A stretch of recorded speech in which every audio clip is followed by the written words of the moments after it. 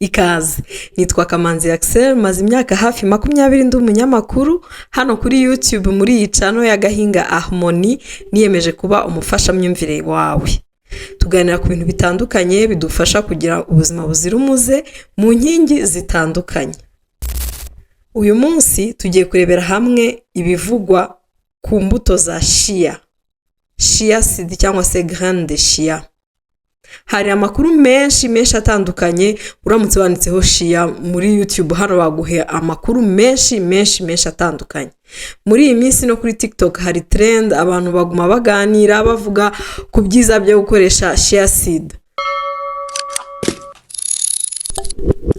Uyu munsi nk'umufashamyumvire wawe nifuje ko dukora icyegeranyo tukarebera hamwe ibyo bavuga niko bimeze. Ese mu byo twumvise byose kuri chia seed dukuremo iki? Ese kuko ni urubuto cyangwa se n'utubuto twigitangaza nkuko bigaragazwa kenshi mu ma video, mu ma live atandukanye, ndetse hari n'igihe umuntu agera no hasanzwe azigurira agasanga ntazigihari kubera uburyo navuga yuko zigezweho cyangwa se abantu bazikunze cyane muri iyi minsi.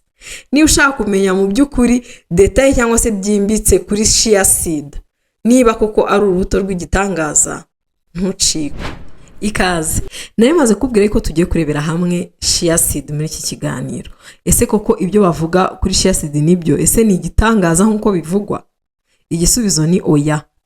Mu by'ukuri utubuto twa chia seed ni ingenzi cyane, dufite akamaro, tunatubarira mu byo twita super aliment zitandukanye zishobora kudufasha kurushaho kunoza ubuzima bwacu.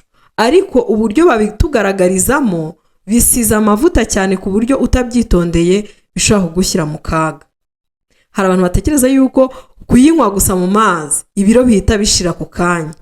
Hari n'abandi batekereza yuko iyo uyinyweye uhita wiyumva ukundi kuntu, kubera yuko turabizi yuko ikungahaye cyane kuri fibre, kuko nko muri garama 20 za chia seed haba harimo hafi garama 7 za fibre. Kandi twibuke yuko umuntu aba akeneye abagore 25 garama ku munsi, abagabo 35 hagataho nizo garama za fibre ubukeneye kugira ngo ibintu bigende neza, igogorwa rikorwe neza. Ariko kuba izi chia seed zifitemo iyo fibre ingana ityo ntago bizihindura urubuto rw'igitangaza. Hari n'abantu batekereza yuko chia seed ngo nta calories zigira. Nagira ngo nkubwire ko garama 20, impamvu nguma mvuga garama 20 nuko ari cyo kigero kiri recommande umuntu adakwiye kurenza ku munsi. Ni kuvuga ibiko bibiri bidasendere cyane, ariko byanagora cyane gusendereza ko tuba turimo kunyerera tugwa. Ni ibiko bibiri, noneho izo garama 20 ubundi ni calorie hafi 100. Ubwo niba ukora deficit calorique uzibuke kuzibara chia seed unyweye ibiko bibiri ni calorie 100, ikiko kimwe ubwo tweza tuvuga yuko ari calorie 50. Hanyuma ikindi bavuga yuko chia seed zikungahaye cyane ku bintu bitandukanye birimo omega 3, harimo proteine. Ariko se koko uko bivugwa niko bimeze? Ese umuntu yasimbuza ibindi yarasanzwe afata bikungahaye kubera chia seed? Reka tubyinjiremo neza. Reka rero dubanze turebere hamwe mu by'ukuri akamaro ka chia seed. Ese dukurikije ibyo abahanga batandukanye bagiye bavuga, niki chia seed dufasha mu by'ukuri? Tuvuye muri marketing, tuvuye mu bashaka views n'abashaka amarich muri live, ubundi chia seed idufasha iki? Muri make, chia seed ishobora kugufasha kumva uhaze by'igihe kirekire kubera zira fibre na kwa kundi bayakoze ikintu kimeze nka gel. Ikindi igufasha kumva ushaka isukari bya hato na hato, kubera yuko mu kugabanya spike ya insuline cyangwa se ikigero isukari ukanyiraho mu maraso, binagabanya kumva umuntu ashaka isukari bya hato na hato cyangwa se ama cravings y'ibintu birimo isukari. Ikindi kintu iri bugufashe ni ukunoza igogora, kubera yuko amafunguro arimo fibre nyinshi cyangwa se fibre zikenewe bituma igogora rigenda neza nkuko bikwiye. Ikindi tutakwirengagiza nuko ibyikungayeho birimo omega 3 umubiri wacu bikeneye, nubwo turi buze kubibona ko iri muri chia seed umuntu aba yemerewe ku munsi ibidahagije. Ibi byose rero ubikomatanyije ni by'abantu bakunze kuvuga yuko ngo chia seed inanura. Ese koko chia seed irananura? Igisubizo ni oya. Twese turabizi yuko kugira ngo umuntu atibiro binyura muri deficit calorique. Ni ukuvuga ngo ingano y'ibyo urya, imbaraga zivamo zigomba kuba ziri munsi y'imbaraga umubiri wawe ukeneye ku munsi, noneho umubiri ukajya gukora mu byo wazigamye ari byo binure, ari naho b'intandaro nyine yo kunanuka kwa kw'ibinure biba birimo gushonga. Ariko kandi si kugira ngo umuntu abashe kugera kuri iyo mekanizme, hari izindi nzira biba byagiye binyuramo, harimo nyine birumvikana n'ingano y'amafunguro umuntu aba yafasha kugira ngo amakarori agabanuke. Aho chia acid yinjiriramo rero, kubera yuko ituma umuntu yumva haze, kubera kwa kuntu ikora ikintu cy'ikijere, bishobora kugufasha kugabanya ingano y'amakarori winjiza, kubera yuko urarya uhage vuba kwa ko wari chia acid. Noneho numara kugabanya amakarori winjije bizatuma unanuka, ariko ntabwo ari chia acid directement nk'umuti nk'akabuto gatuma unanuka, ahubwo iraza kugufasha nk'umwunganizi, kuko irumva uraza kuhaga vuba bikurinde kurya amakarori y'umurengera.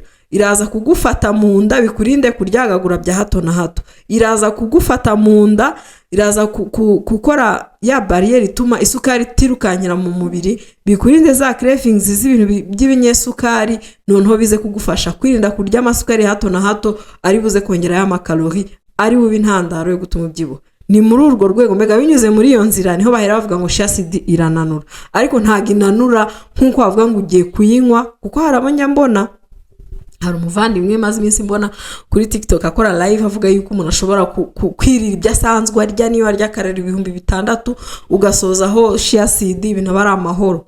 Chia acid ntago ari amazi y'umugisha, narabivuze ndimo gukora ikiganiro kuri apple cider vinegar. Izi super harima ntabwo ari ibintu bihindura ibindi, ntabwo ari imagine, ntabwo ari baguette magique uzakoza ku bintu bigahita bihinduka, ahubwo ni umwunganizi gufata akaboko kugira ngo ibintu bibashe kugenda neza. Igisubizo cy'ikibazo kibaza ngo ese chia acid irananura ni oya, ahubwo ni umwunganizi, ni umufasha mu rugendo rugufasha kuboneza amakarori winjije, rukurinda cravings za hato na hato, rukurinda kuryagagura mu kavuyo, bikaza kuza kuba umwanzuro ukuganisha ku guta bya biro, ariko ntabwo ari baguette magique. Ikindi kibazo abantu benshi bakunze kwibaza, ese ko bavuga ngo muri chia acid harimo proteine, umuntu ashobora kureka gufata ibikomoka ku matungo agafata chia acid akaba abonye intungamubiri cyangwa se proteine akeneye? Igisubizo ni oya.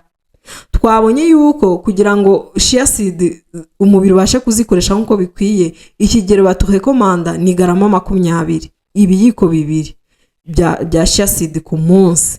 Izi garama 20 za chia acid zirimo garama zitarenze 4 za proteine. Ikindi izi proteine ziva muri chia acid ntabwo zuzuye, ntabwo zifite za acide amine 9 ziri essentiel nkuko twabivuze mu kiganiro twakoze kuri proteine. Ushobora kukireba nacyo ndakigushyirira hano muri description. Icyo nakubwira cyo nuko proteine uba ukeneye ku munsi iri hejuru bitewe n'ibyo ushaka kugeraho, bitewe n'imiterere y'umubiri wawe. Details zose ziri muri icyo kiganiro, gusa ni hejuru ya garama 70-80. Urumva ko bari kagero gato cyane kandi noneho nta nubwo ziri biodisponible, ntabwo umubiri uzikoresha uko zije zose nkuko bigenda kuri proteine vegetale. Ikindi kandi nta nubwo zuzuye, ntago ziri complete, ntago acide amine 9 zose zirimo. Bivuga ngo chia acid mu mpamvu zituma ufata chia acid, ntuzayifate ugamije gusimbuza ibindi usanzwe ufatamo proteine. Uzazifate kugira ngo wongere fiber ko zifite fibre nziza, ariko ntuzazifate kugira ngo usimbuze proteine, kuko rwose proteine irimo ni hafi ya ntayo. Ikindi kibazo abantu bibaza ni kujyanye na omega 3 iri muri chia acid. Omega 3 ni amavuta meza umubiri wacu ukeneye kubera impamvu nyinshi zitandukanye, wenda tuzabikoraho ikiganiro cyihariye. Ni ingenzi cyane, umubiri wacu urazikeneye, ariko iziri muri chia acid ntabwo zihagije. Bisaba yuko wongeraho n'izindi cyane ziboneka mu mafi, ariko hari n'ibinini umuntu ashaka kugura akaba yabikoresha nka food supplement za omega 3, kuko ni ikintu cy'ingenzi umubiri wacu ukeneye. Nufata chia acid uzaba uri gufata urugero rwa omega 3 nibyo, ariko ntabwo wavuga ngo kuko mfata chia acid ngubwo ibindi za sardine za Thomson ari amafi ameze kuri ubundi niyakungaye kuri omega 3 ngubwo ndabiretse. Kandi ubundi impuguke zitugira inama yo kuyarya byibura 3 mu cyumweru kugira ngo umuntu abashe kubona ikigero cya omega 3, cyangwa se niba rusanzwe gufata food supplements za omega 3 nguzivuyeho kwa ko arye chia acid. Ahangaha rwose ntaho bihuriye, nibyo irimo ariko ntabwo ihagije ku buryo wareka ahandi hantu usanzwe uyikura. Tugeze ku musozo w'iki kiganiro. Uyu munsi twaganiriye kuri chia seed. Twari turimo kureba niba ibyo bayivugaho ari byo koko cyangwa se niba ari amakabya nkuru.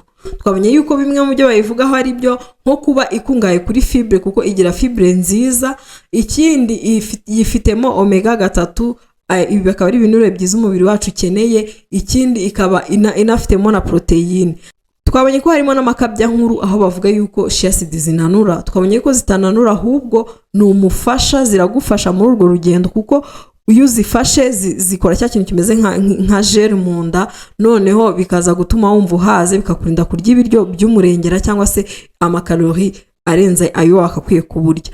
Ubundi buryo igufashamo guta ibiro nuko ituma isukari itirukankira mu mubiri, ibi bikaba birinda umubiri wawe kuvura insuline nyinshi, bishobora kuvamo resistance kuri insuline. Hari ikiganiro twabikoza nacyo ndakigushyiriramo muri description.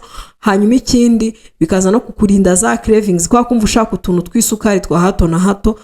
Ubwo buryo nibwo ishobora kugufashamo kunanura, ariko ntabwo inanura. Ikindi gihuha twabonye kuri chia seed nuko bavuga yuko ishobora gusimbura ibindi byo kurya urya birimo proteine, ibindi byo kurya ufata kugira ngo wubake umubiri wawe. Ntago chia seed zishobora kubisimbura kubera yuko mu kigero cyemewe ku munsi garama 20 harimo garama 4 zonyine za proteine, kandi nazo ntabwo zifite za acide amine 9 essentielles zikenewe.